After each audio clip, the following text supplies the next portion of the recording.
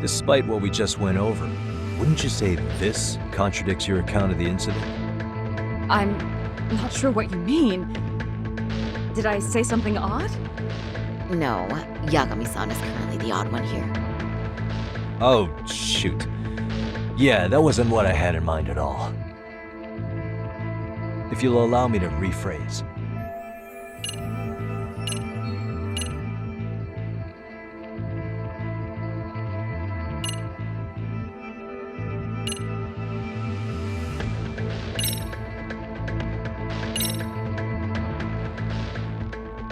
Despite what we just went over, wouldn't you say this contradicts your account of the incident? I'm not sure what you mean. Did I say something odd? No, Yagami-san is currently the odd one here. Oh, shoot. Yeah, that wasn't what I had in mind at all. If you'll allow me to rephrase.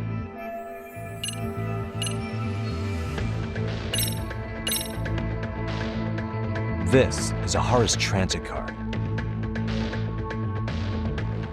Yes, and what about it? It recorded the time Ihara passed through the ticket gate on the day of the incident. That was 7:43 a.m. on the morning of October 7th. However, the train you and Ihara boarded was the 9:06 departure, which means Ihara hung around at the platform for nearly an hour and a half after passing through the gate. That has nothing to do with me. How exactly does that contradict what Mamiya-san said earlier? Oh, shoot. Yeah, that wasn't what I had in mind at all. If you'll allow me to rephrase.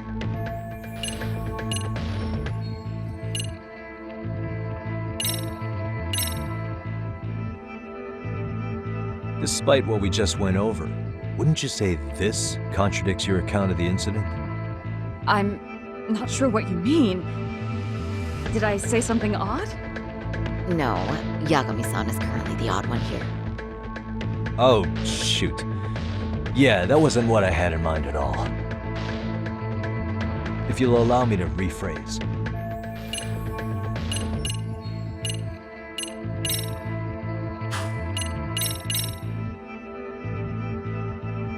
Despite what we just went over, wouldn't you say this contradicts your account of the incident?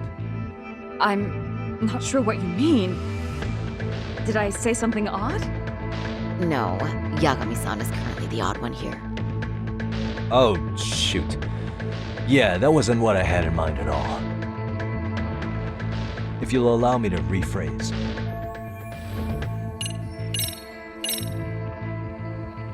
Well, on the same day, at 6:30 a.m. in Yokohama, a student teacher named Hiro Mikoshiba was sent off to work by his mother. But he was soon abducted near his home, only to be found dead much later in Ijincho. Is that... According to the video, Ihara-san here is the murderer. what? He killed Mikoshiba in cold blood to get vengeance for his bullied son.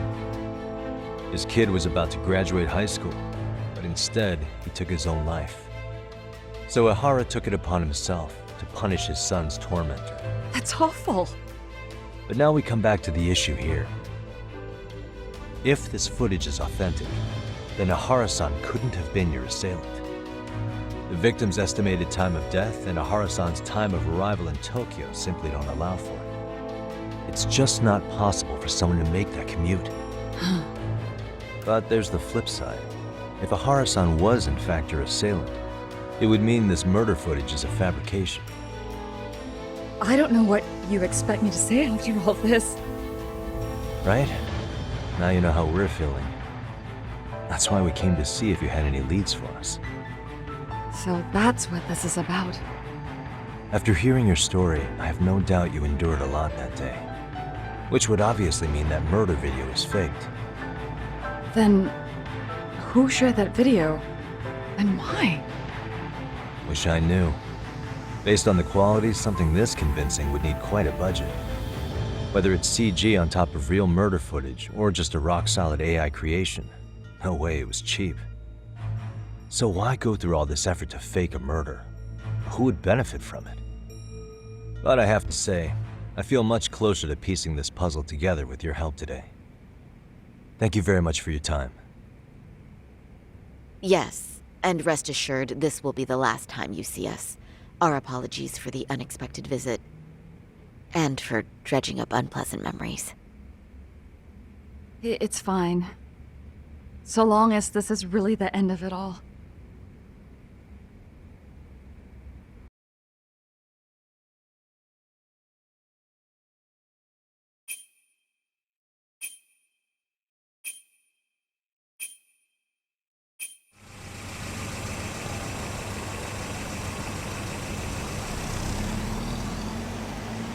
I'd like to report Mamiya-san's account to the rest of the team.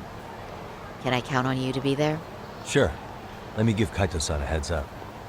All right, then I'll see you there.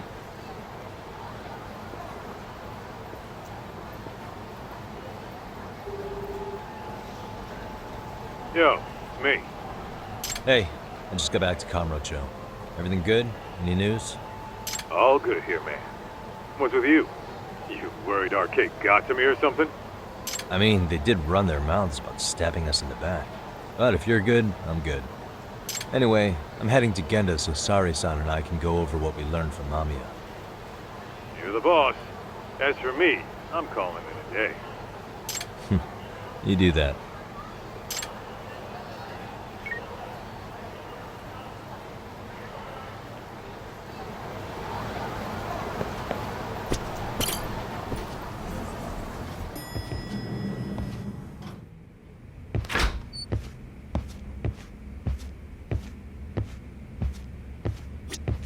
Are we ready, Yagami-san?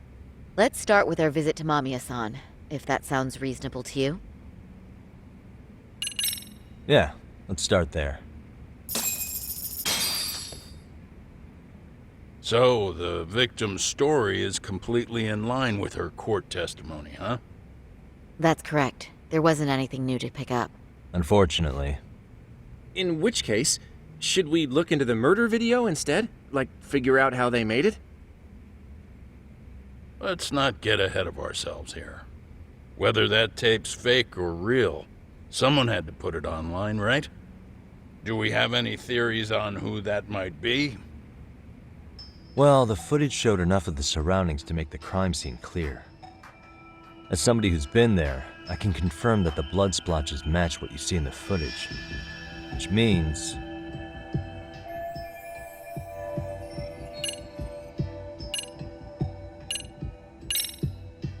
the murderer's accomplices have to be the ones who posted it for him. Yeah, I can't see it any other way. I also agree with Yagami-san. But in that case, what would their motive be? Maybe they wanted to make a mockery of the police, or even the whole system. Huh? We know Ihara got himself convicted for groping, so he'd have an alibi for Mikoshiba's killing. But then, his conspirators turned it around by uploading the murder video online.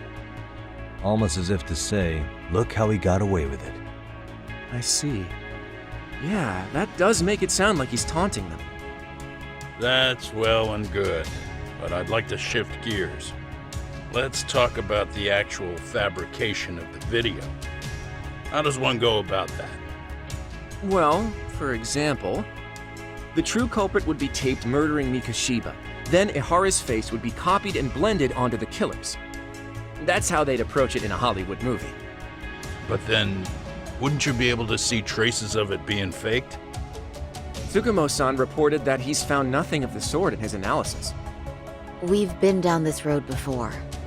If we take the stance that the footage is fabricated, we have absolutely nothing to work with. Then let's tackle this from the stance that the video's actually real. If that's the case, there has to be a flaw in the groping issue.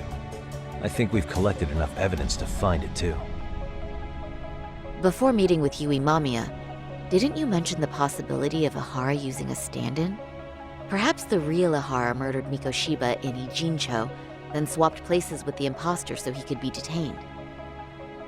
But we couldn't find an opportunity for the swap to happen, remember? From the moment he set foot on the Ikebukuro platform, Ihara was constantly on camera. But wait, that's not entirely accurate, is it? Huh?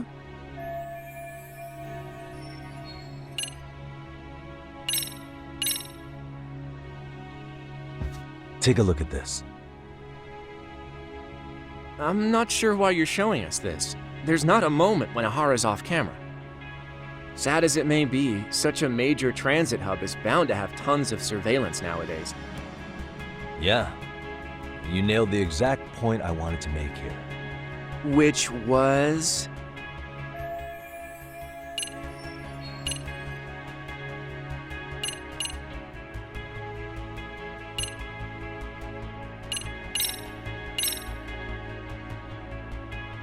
Take a look at this.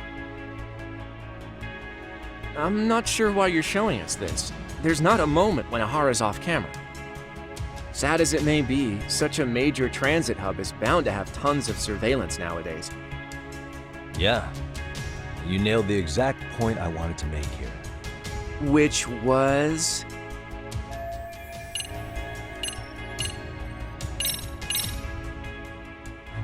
Remember how we mocked up a diagram of the Shinjuku Station platform? Yeah. Oh, wait! That's it! You could be onto something. There's a point where Ahara wasn't on camera at all. What is this point you speak of? Let's all go over the diagram so that everything will be clear. Here's what I want you to see. What the?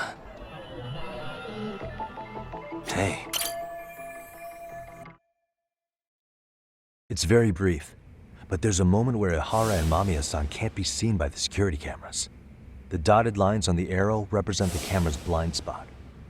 It does appear so. So you're saying this is where the groper, the fake Ihara, traded places with the real one? Can't say it's impossible, right? Right. Except if that actually happened, Mamiya-san would have been right behind them at the time. Could the two really swap places without her noticing? In a crowd like that, I think it's feasible. If that really was Ihara's plan, then I'd say he was being careless. Careless? How? Well, on the day of the incident, the station was packed for morning rush hour.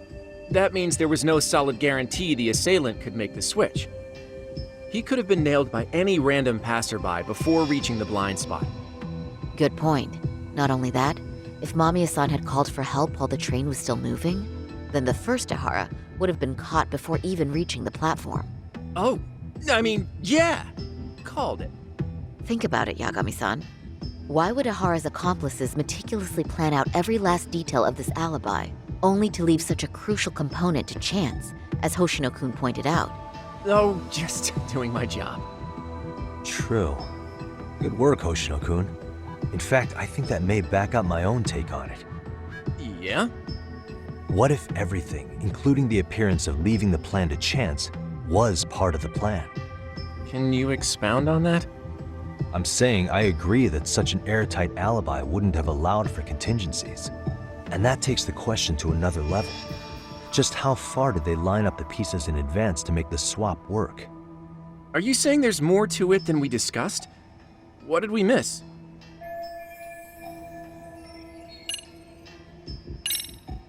Hiro Mikashiba has to still be alive, meaning the body found in Ijincho was someone else's. Well, Kanagawa PD already determined that the body belonged to Hiro Mikoshiba. The body had been decomposing for 2 months, but they were still able to match his prints and dental records. Of course. Was that all? You made it sound like you had this whole thing figured out. No, hang on. Something just hit me. Ihara secured his alibi for the murder by swapping with a stand-in at the Shinjuku Station blind spot. For them to be able to pull that off, a certain possibility comes to mind. Right, so what exactly would that be?